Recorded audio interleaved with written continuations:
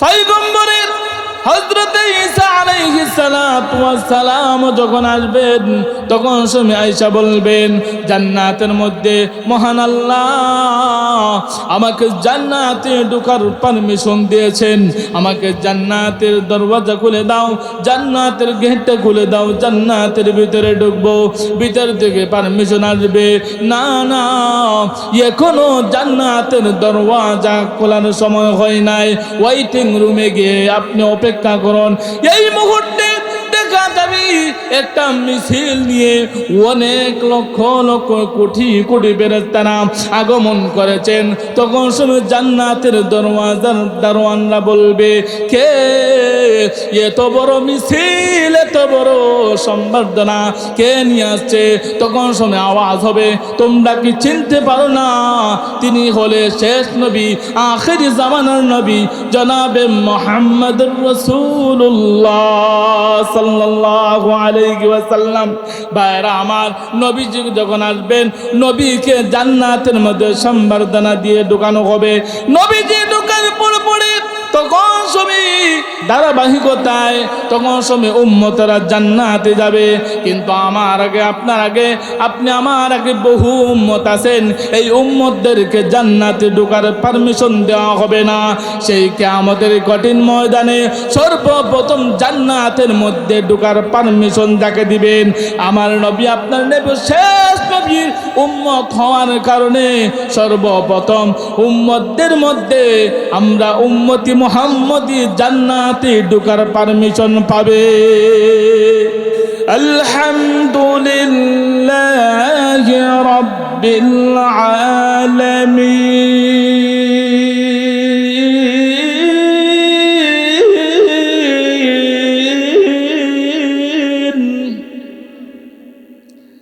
আল্লাহ হলেন তামাম পৃথিবীর রব।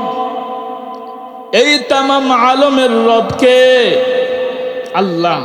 আর নবী বলেন, ওয়ামা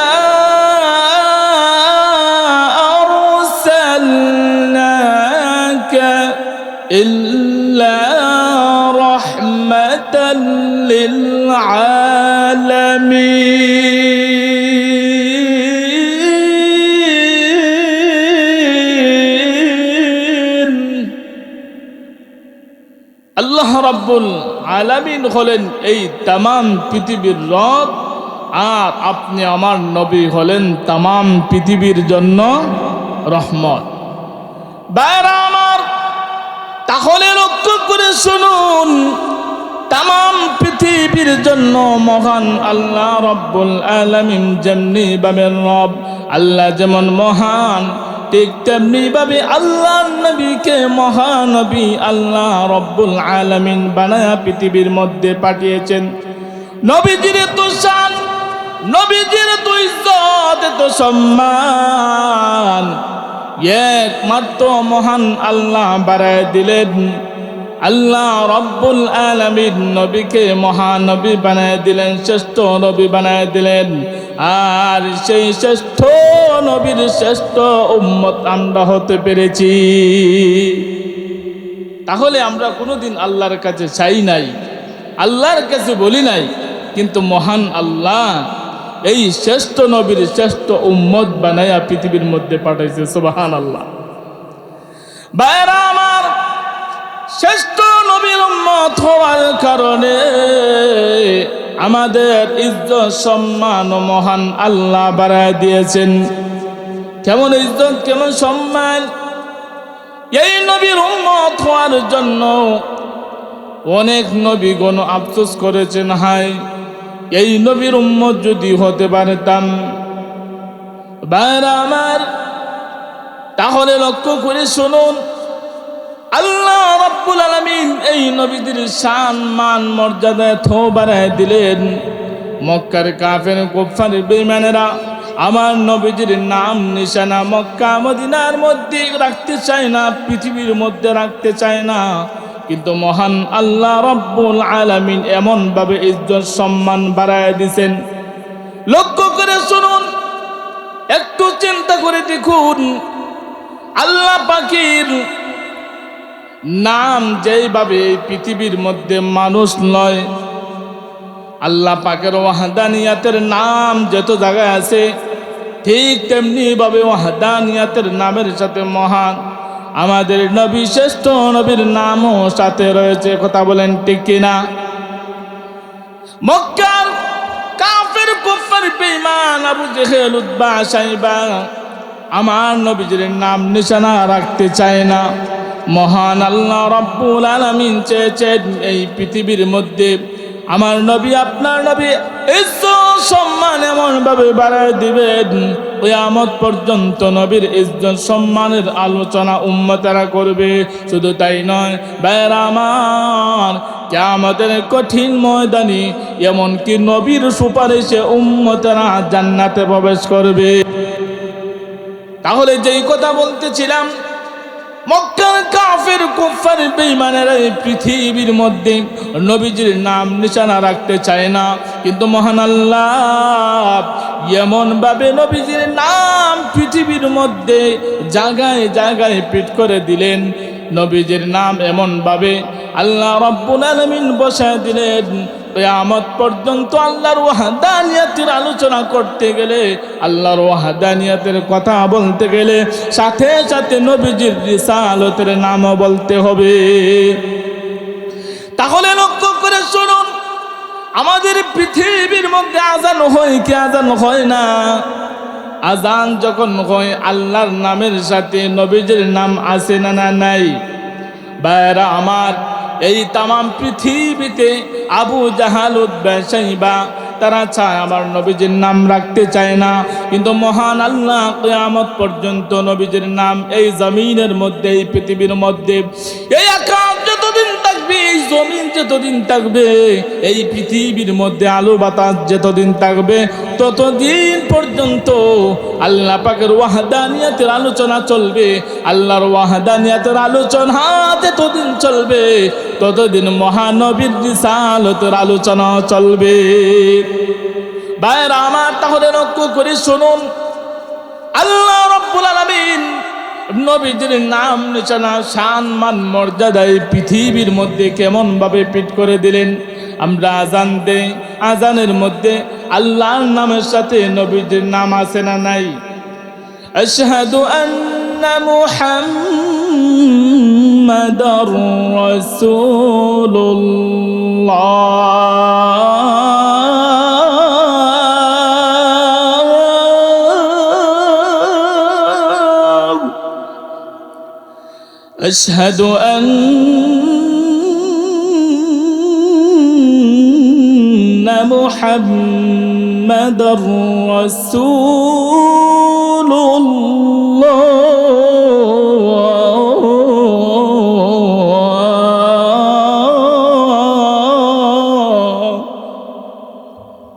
তাহলে দেখেন, এই আযান যখন এই আখকলিয়া উত্তরপাড়া মসজিদের মধ্যে যখন আযান হয়, এর সাথে মানিকগঞ্জ বাজারে আজান হয়, আজানের মধ্যে 1 মিনিট অথবা আধা মিনিটের পার্থক্য আছে কিনা নাই? আরো জোরে বলেন। সেখান থেকে আবার ঢাকাতে আজান হয়, ঢাকাতে আজানের সাথে আবার মানিকগঞ্জের 2 মিনিটের পার্থক্য, আবার সেখান থেকে ঢাকা থেকে সিলেট, এখান থেকে আরো 5 মিনিটের পার্থক্য। এরকম করে অন্য অন্য অঞ্চলে কিছু সময়ের পার্থক্য আছে। ঠিক তেমনি ভাবে এই বাংলাদেশ থেকে ভারতবর্ষে, ইন্ডিয়াতে এই যে আজান হয়, আজানের সময় হয়, সময়ের মধ্যে কিছু পার্থক্য রেখে দেওয়া হয়েছে। ঠিক তেমনি ভাবে তামাম পৃথিবীর মধ্যে এমন ভাবে আজান হয়, আজানের মধ্যে কিছু পার্থক্য আছে। এই পার্থক্যগুলো করে 24 ঘন্টা আমার আল্লাহর নামের সাথে নবীর রিসালাতের আওয়াজ তামাম পৃথিবীর বাতাসে হয়। তাহলে দেখেন, আবু জেহেল উতবা সাইবা নবীজির নাম নিশানা এই পৃথিবীর মধ্যে রাখতে চায় না, কিন্তু মহান আল্লাহ আমার নবীজির শান, আমার নবীজির মান এমন ভাবে বাড়ায় দিলেন, তামাম পৃথিবীর মধ্যে কিয়ামত পর্যন্ত এই জমিন যতদিন থাকবে, এই আসমান যতদিন থাকবে, এই পাহাড় যতদিন থাকবে, তামাম পৃথিবীর নবমণ্ডল ভূমণ্ডল যতদিন পৃথিবীর মধ্যে থাকবে, ততদিন পর্যন্ত এই জমিনের মধ্যে, এই আকাশের বাতাসে বাতাসে আজানের মধ্যে আমার নবীজির নামও ঘুরতে থাকবে। ভাইরা আমার, তাহলে নবীজির নাম নিশানা মক্কার কাফের কুফার বেঈমান তারা মুছে ফেলতেছিল, কিন্তু মহান আল্লাহ এমন ভাবে এই নামকে আল্লাহ এই তামাম পৃথিবীর বাতাসে 24 ঘন্টা ঘুরতে থাকে, এমনকি কিয়ামত পর্যন্ত আমার নবীজির রিসালাতের নাম ঘুরতে থাকবে। সুবহানাল্লাহ। ভাইরা আমার, তাহলে এই নবীজির উম্মত হয় আমরা খুশি না বেজার? আরো জোরে খান। এই নবীজির উম্মত হওয়ার কারণে আমাদের শ্রেষ্ঠত্ব, আমাদের ইজ্জত, আমাদের সম্মানও বাড়িয়ে দিয়েছেন কে? আরো জোরে খান। কুনতুম খায়রা উম্মাতিন উখরিজাত লিন-নাস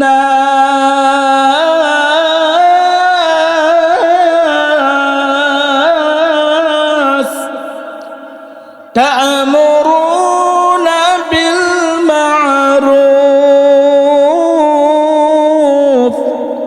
ওয়া তানহাউনা আনিল মুনকার।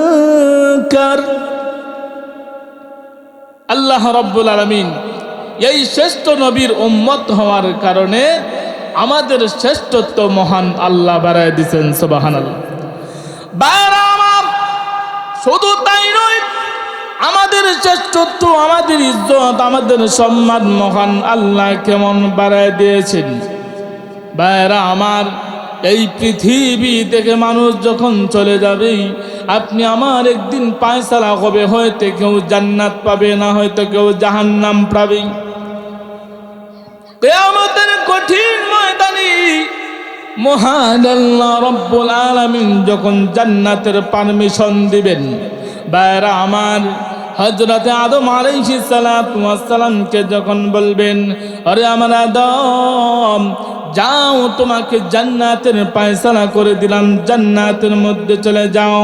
ভাইরা আমার, হযরতে আদম আলাইহিস সালাতু ওয়াস সালাম তখন সময় জান্নাতের কাছাকাছি যখন চলে যাবেন, গিয়ে সেখানের মধ্যে যাইয়া হযরত আদম আলাইহিস সালাতু ওয়াস সালাম ফেরেশতাদেরকে বলবেন,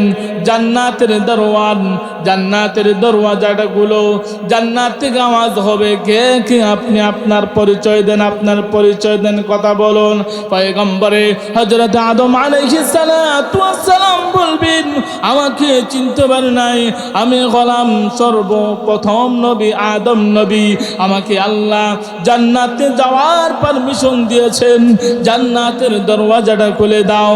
তখন সময় পয়গম্বর হযরত আদম আলাইহিস সালাতু ওয়াস সালাম যখন এই কথা বলবেন, বলার সাথে সাথে ভিতর থেকে আওয়াজ হবে, এখনো জান্নাতের গেট দরওয়াজা খোলার সময় হয় নাই, যান আপনি যাইয়া ওয়েটিং রুমে অপেক্ষা করতে থাকেন।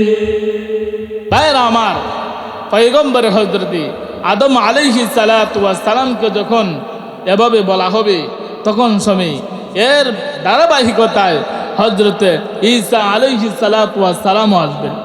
পয়গম্বরের হযরতে ঈসা আলাইহিস সালাতু ওয়াস সালাম যখন আসবেন, তখন সময় আয়েশা বলবেন, জান্নাতের মধ্যে মহান আল্লাহ আমাকে জান্নাতে ঢোকার পারমিশন দিয়েছেন, আমাকে জান্নাতের দরওয়াজা খুলে দাও, জান্নাতের গেটটা খুলে দাও, জান্নাতের ভিতরে ঢুকবো।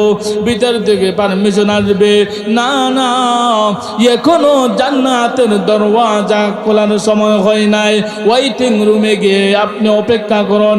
এই মুহূর্তে দেখা যাবে একটা মিছিল নিয়ে অনেক লক্ষ লক্ষ কোটি কোটি ফেরেশতারা আগমন করেছেন।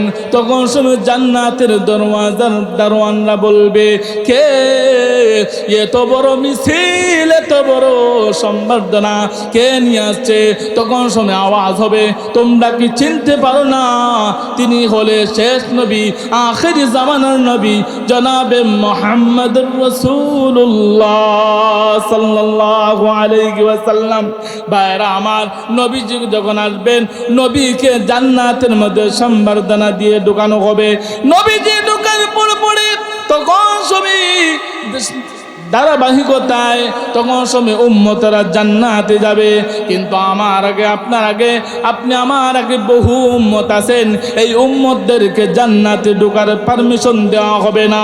সেই কিয়ামতের কঠিন ময়দানে সর্বপ্রথম জান্নাতের মধ্যে ঢোকার পারমিশন যাকে দিবেন, আমার নবী, আপনার নবী, শেষ নবীর উম্মত হওয়ার কারণে সর্বপ্রথম উম্মতদের মধ্যে আমরা উম্মতি মুহাম্মদি জান্নাত ঢোকার পারমিশন পাবে।